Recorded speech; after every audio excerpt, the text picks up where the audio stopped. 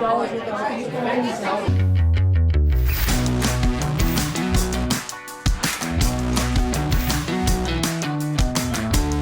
right, welcome to Cwic Show. My name is Greg Mattson, and I am your host. In this episode, we have Marlo Oaks, Utah State Treasurer, returning for a visit to talk a little bit more about ESG. Marlo, welcome back to the program. Thank you. I want to start off just reminding people about what happened. I believe it was last year. You had made some national headlines as the state treasurer when you decided you were going to divest the state funds from BlackRock. Can you talk a little bit about what brought you to that decision? What is ESG? And why did you think that it was necessary to pull the funds out from the management of BlackRock? So talking about ESG, it stands for environmental, social, and governance. And it incorporates a lot of words that people feel strongly about, like the environment. We all want clean water. We all want clean air. And so a lot of times people hear those words and they think they think of it more in terms of socially responsible investing, which is an idea that, I want to align my portfolio with my values. And so I may avoid certain companies, I may want information related to what companies are doing. And so that I can make investment decisions.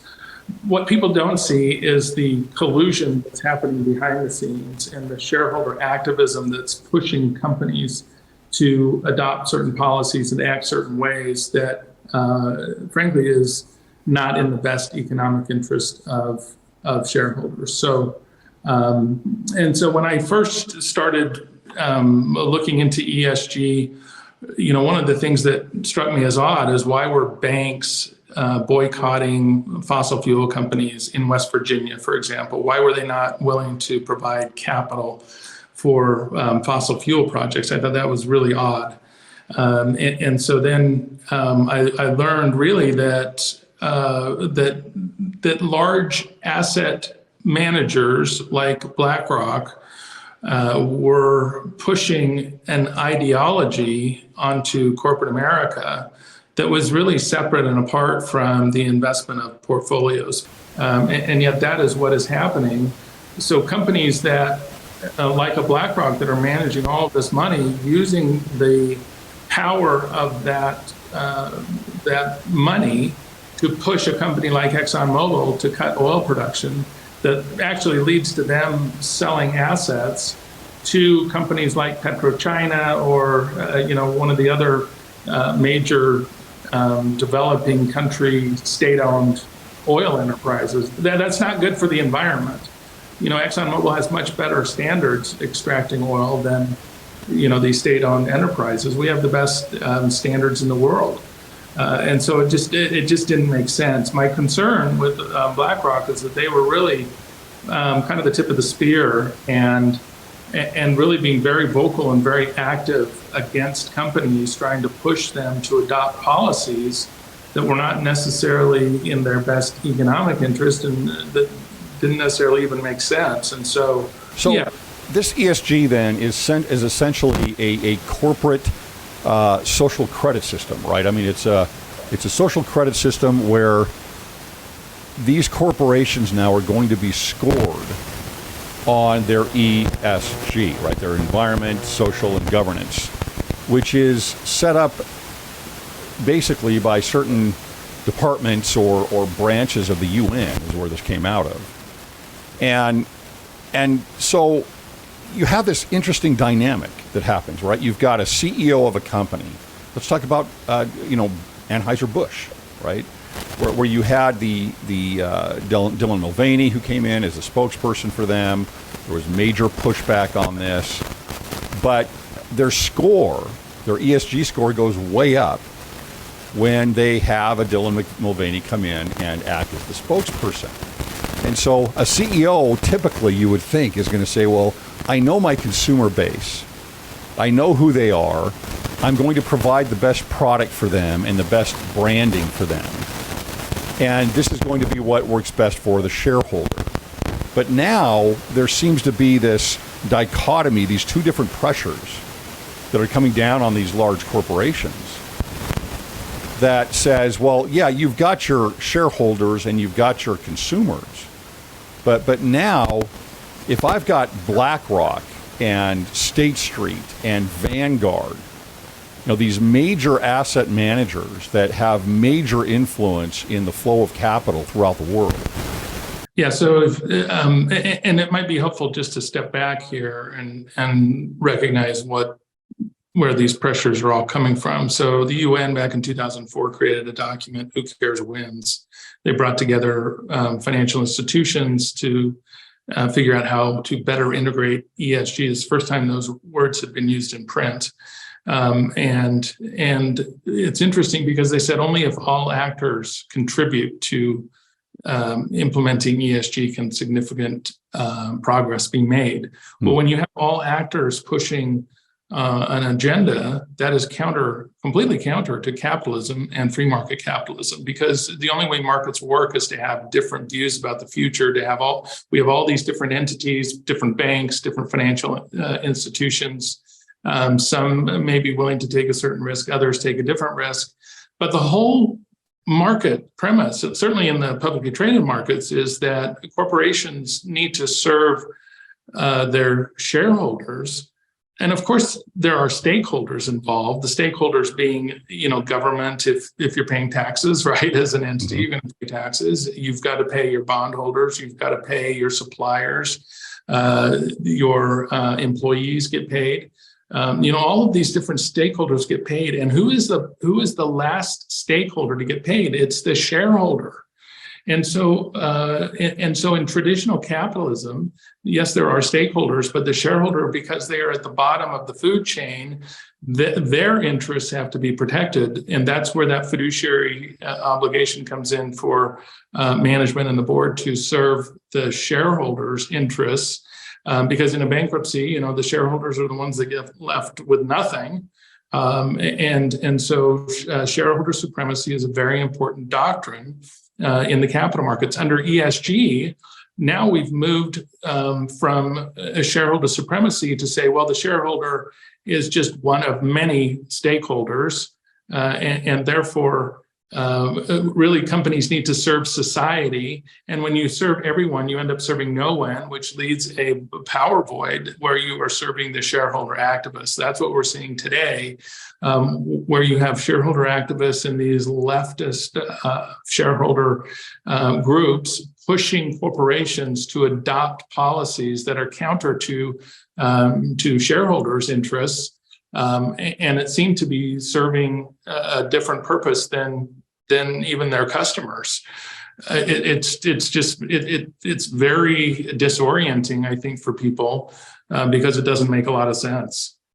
So this is from Bloomberg back in 2020, talking about Larry Fink, the CEO of Blackbird. It says, Larry Fink, the CEO of BlackRock, declared that fundamental shaping of global capitalism, which is very code word to me, but fundamental reshaping of global capitalism was underway, and that his firm would help, that they would lead it by making it easier to invest in companies with favorable environmental and social practices. And then Bloomberg says he's been taking a victory lap in this. Is this becoming more and more successful out in the markets? Well, I don't know if you saw earlier this week, but Larry Fink just said he's ashamed to be associated with ESG, and he's no longer going to be using that term. Really? Yes. In fact, he said he used the term conscientious capitalism, as if those who run companies are not conscientious. Right. So, a conscientious governing board needs to be put into place. Yes. I think it's really just rebranding. I mean, it'll be interesting to see if anything changes, but I don't expect there will be changes. The way that we'll be able to know that is in looking at BlackRock's engagement with companies. They engage with companies all over the world, and it's essentially going into companies and saying, here's what we expect you to do in your corporation. It's outside the regular shareholder annual meeting. This is separate from that, and that's where a lot of a lot of the agendas are pushed onto companies, and if the companies don't comply, then their boards of directors are threatened. So that's really the enforcement mechanism, is to say we're going to vote against directors of the board who are not sufficiently committed to this particular agenda, whatever it is. Now, you talk about voting. This is an interesting statistic here. The Harvard Business Review stated that either BlackRock, Vanguard, or State Street is the largest shareholder in 88% of the S&P 500 companies.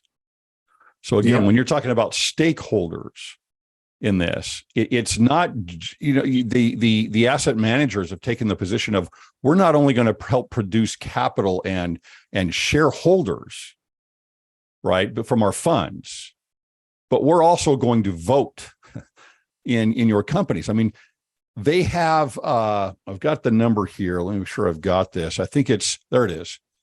So they represent in the S&P 500, 24.9% of the shareholders' votes. Yes. So you imagine, again, as a CEO, you're going to get voted out. It doesn't take that much. When you own that much and you all have the same agenda as these asset managers, it doesn't take that much to say you're voted out if you don't go along with these things.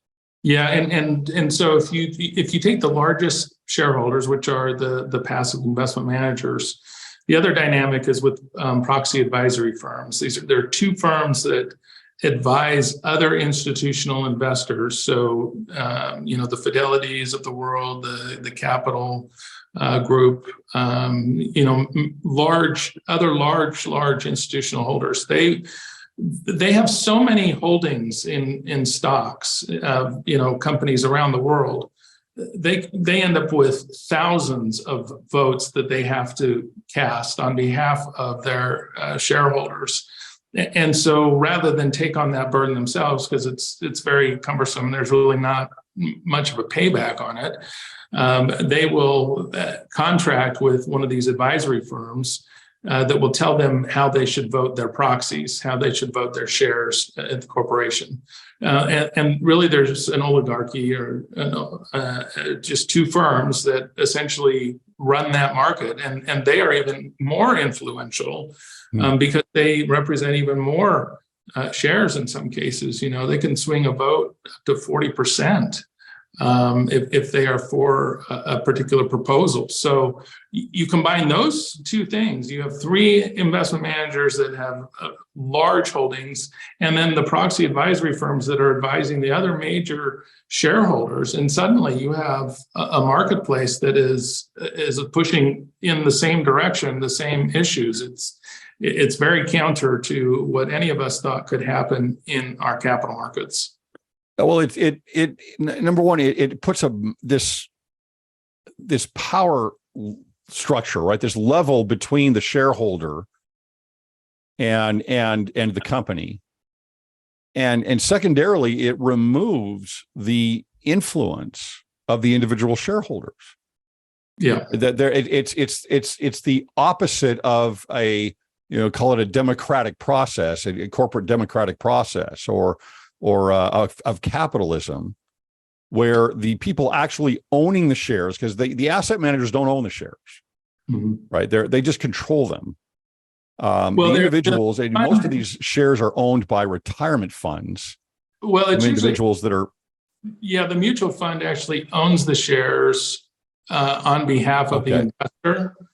But this is where the fiduciary standard is really important, because basically we have laws in this country that have said if you are managing money on behalf of other people, you have a fiduciary obligation to do what's in the best interest of those individuals, whether they're beneficiaries in your retirement plan or other investors, just a standard shareholder. You have to act in their best interest because you've been given that trust to manage people's money. It's a sacred trust. You can think of it, as that important. And so the fiduciary standards in this country were created to prevent this kind of activity from happening. And that's why I've been such a proponent of the fiduciary standard and holding the proxy advisory firms and the money managers accountable for how they exercise that fiduciary obligation that they have to the end investors. Well, it seems like it's just another way to work capitalism against itself. It's saying we're going to take other people's money, Joe and Jane's money that is invested into this mutual fund. We get to vote because we own the mutual fund. We have the control and the influence on it. And I was a financial advisor, right? I remember seeing these ESG type funds and environmental or green funds that started popping up, and they were always the worst ones. I mean, they just didn't perform very well. And so I always advised them, hey, this is here, but here's the problem with this, right? You've got other restrictions here that may not produce what you want to produce out of this. But most people don't know that their funds are going into these mutual funds that are put under an ESG model, and that their money is actually what is supporting the drive for ESG. It's not just the investment bankers and they're throwing all this money in there. It's the U.S. retirement funds that are producing this. They're appropriating the funds of individuals and saying, we're going to take the power on this by consolidating all this. We therefore have the influence. We're going to make the votes and we're going to make the rules. Yeah, and so back in 2021, BlackRock, they had about 4.4% of their assets in sustainable funds, right? Kind of ESG type product. But what they said was, we believe ESG risk and climate risk are investment risk. Therefore, we can use all of the assets that we oversee to push this agenda. So getting back to your first question, why did we get out of BlackRock? That was a big reason why. If I can't trust an investment manager to manage my money in my best interests, my best financial interests, then I shouldn't be using them. Ultimately, money management is about trust. You're trusting this third party to act in the best interests that you would want them to act, how you would want them to act.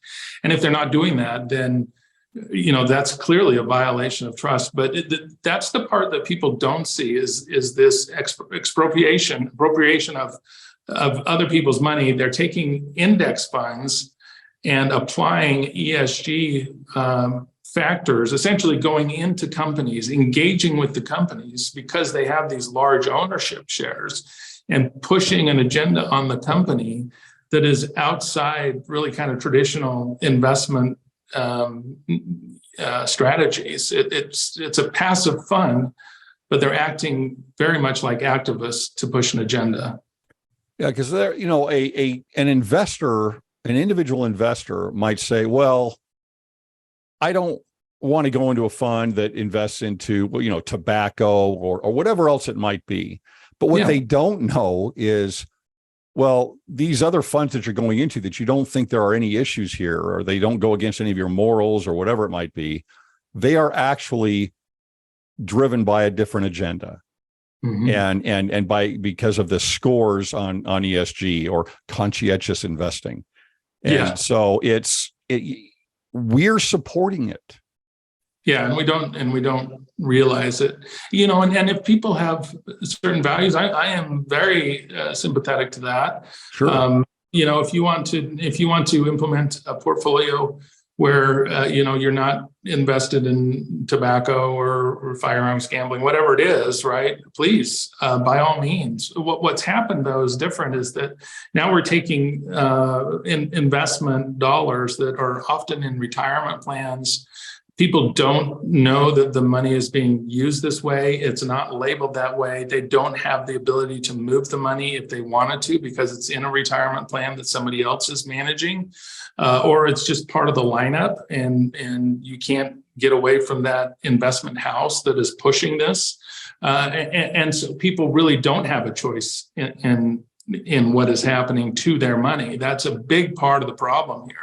The only way that ESG can succeed is to push this agenda, but you have to have a lot of money to do that. And that's one reason why the BlackRocks, the State Streets, the Vanguards, they basically said, if ESG risk is investment risk, then we can use all of the assets that we manage to push this. Yeah, and for the numbers that I'm seeing here, there is $66 trillion out of a total investable fund, the world's total investable funds of 400 trillion that are accessed by the asset managers. And that's, you're running, 15% of everything or higher that seems low, actually, that these asset managers are running. The influence there is incredible, because not only do they have the influence, say, on U.S. corporations, but they influence capital flow in other countries, right? They can open the spigot or close the spigot. They have influence with the IMF. They have influence with the world banks. And so if they're pushing in those areas, and I'm a global corporation, and I'm trying to move into Asia more, and these countries are maybe bound even stronger by ESG rules, say, then as a CEO, I have that fight again. I mean, okay, well, it's better for my shareholders if I can move in and grow and increase over here, but I have to play by different rules, perhaps. And and I would point you to the UN and the UN Sustainable Development Goals. This is coming from the UN, the World Economic Forum. The UN is the one that came up with the Sustainable Development Goals, and that's what's being pushed, certainly globally, in kind of across sectors and industries, and even religious organizations. It's everywhere. And so you have this push by NGOs, these non-government organizations like the UN, and then very influential asset owners like major institutional investors, whether it's a sovereign wealth fund in another country or a pension plan from another country, or a state pension plan here in the United States. 19 of the 20 largest institutional investors in the world are government-sponsored pension systems or sovereign wealth funds. Most of them have committed to ESG, which is tightly aligned with the Sustainable Development Goals of the UN. And so they kind of work in tandem to push this agenda globally. I just can't get over the idea that they just use everybody else's money. They're just using everybody else's money. How do we tap into capitalism and as Larry Fink said, reshape it? Yes. It's let's tap into what has built everything up here that gives us worldwide $400 trillion, and let's appropriate it. And take control of it.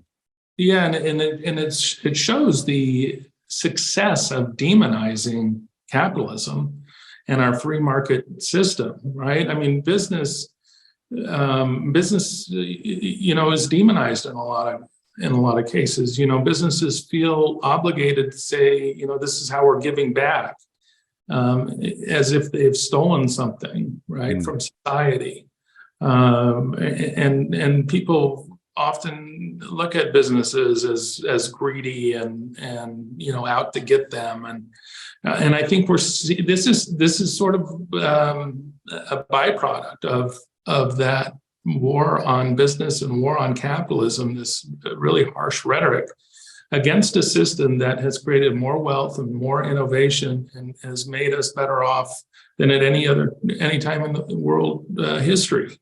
And the United States has certainly been the driver of that globally. Our system is the envy of the world. And here we have the very people who have benefited from it trying to tear it down. It makes no sense. Where is this going, Marlo? I mean, where does this end up? Well, I'm very encouraged by some of the things that have happened in the last 6 months. So Vanguard got off the net zero asset management initiative. They said we can't tell companies how they should operate their business. They know better than we do. And so they've stepped away from that. And then the Net Zero Insurance Alliance, which is made up of the largest insurers around the world. About half of them have stopped their association with that organization. And it really gets down to antitrust. These are antitrust issues when you have these entities coming together in these bodies to essentially collude and determine who gets capital and who doesn't. So those are very positive developments. And then we saw a pretty large drop off in the amount of ESG proposals that were passed in corporate America this year. And that to me was a really important sign. I've been concerned since last proxy voting season. Essentially, the proxy voting season is from April to June. And so I've been concerned about this year and making sure that these proposals were stopped in corporate America because of the success last year. It only emboldened the activists, and there were going to be more proposals. There indeed were a lot more proposals, but much fewer of those proposals actually made it on the ballot or made it, through the process and were passed by a majority of shareholders. So that, to me, was a really important barometer to see where things are. But this is a very determined group of people. These are very powerful groups that have a lot of money, and they are not going to go away anytime soon. This is the first or second inning of this pushback, but it's critical that we as American citizens stand up for our capital markets and our constitutional form of government, because this is really taking political issues out of our political bodies and pushing them through our corporations. And most Americans do not want that. Is there anything else individuals can do to help fight this? Yes. So, one of the things that people can do is talk to their financial advisor or their plan sponsor and find out if the funds that they're invested in, have any of them voted for proposals like racial equity audits or reducing greenhouse gas emissions or reports on greenhouse gas emissions. If one of their funds has voted for tying executive compensation to ESG metrics.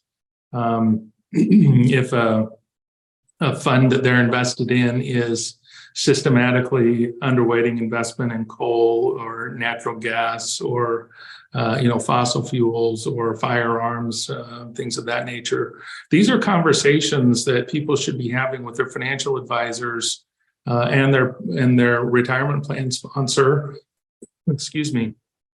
to find out how their shares are being voted, and are they being voted in a way that's consistent with the fiduciary standard that we have in this country.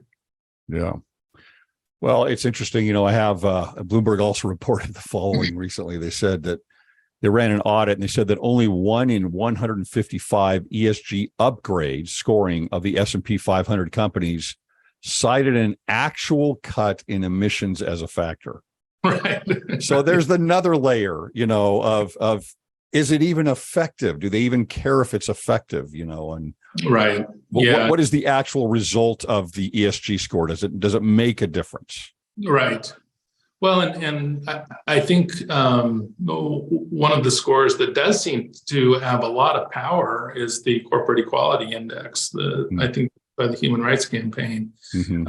I think that's what's pushing companies like Target and Anheuser-Busch to make some of the decisions that they've made, because they want to keep a perfect score. And every year, the Human Rights Campaign comes out with new things that corporations have to do to keep a perfect score. This, are they serving the Human Rights Campaign or are they serving the market? And we've seen this conflict happen. And so I think people need to become aware of these different scoring mechanisms and the incentives that it creates in companies. The other thing that is kind of odd that people really need to think about is this whole concept of an energy transition. We've never had a transition in the marketplace because the markets have always determined when that transition will happen, and it's a natural process. This is a very artificial process that is being pushed on us. The markets are really bottom up. It's driven by consumer demand. We are sovereigns. It's very similar to our constitutional form of government, where we as individuals have the freedom to decide how we're going to spend our money.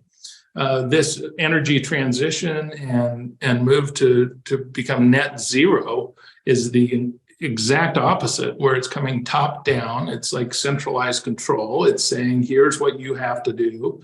One insurance company had a proposal put before them that would have basically forced them to gather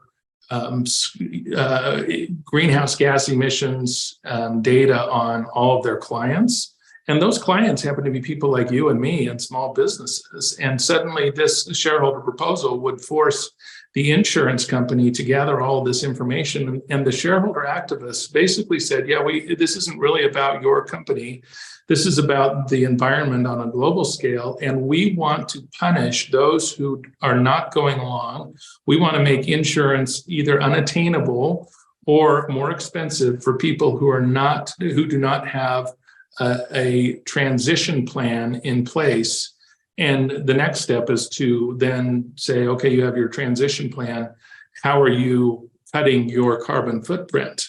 That's where this is going. And it's really to force behaviors to get people to act in certain ways that are deemed appropriate so that we can stop climate change. And there's no certainty that any of this is going to do any good to stop a problem that is not even a certain problem that everybody agrees is a problem. That is not the case. So it's really, people have got to recognize this as a very extraordinary push that is being adopted by far too many people as if it's an inevitability. Yeah, it just seems like a coup of other people's money. It's it's ideology over economic natural law. It really is what's happening here. So, yep. Well, Marlo, really appreciate your time and your efforts. We'll have you back on, and you can give us some updates down the road on everything that's happening with ESG and these corporate equity indexes. And it's concerning, and I think you're right. We're only in the first or second inning, and there is some pushback, but we want to be aware of what's happening. Yeah, and people need to be aware of what's happening, and they need to stand up. They need to take a stand. Companies need to hear from them. If they're not politicizing their business, let them know that you appreciate that. If companies are politicizing their business, let them know that you don't want them politicizing their business. That the good that they provide society is the good and service that they produce for the marketplace, and that's what you want them to focus on. And we've got to continue to push that message through corporate America, and we'll all be better off for that. Yeah, great. Appreciate it. Thanks, Marlo. Thank you. Good to be with you, Greg.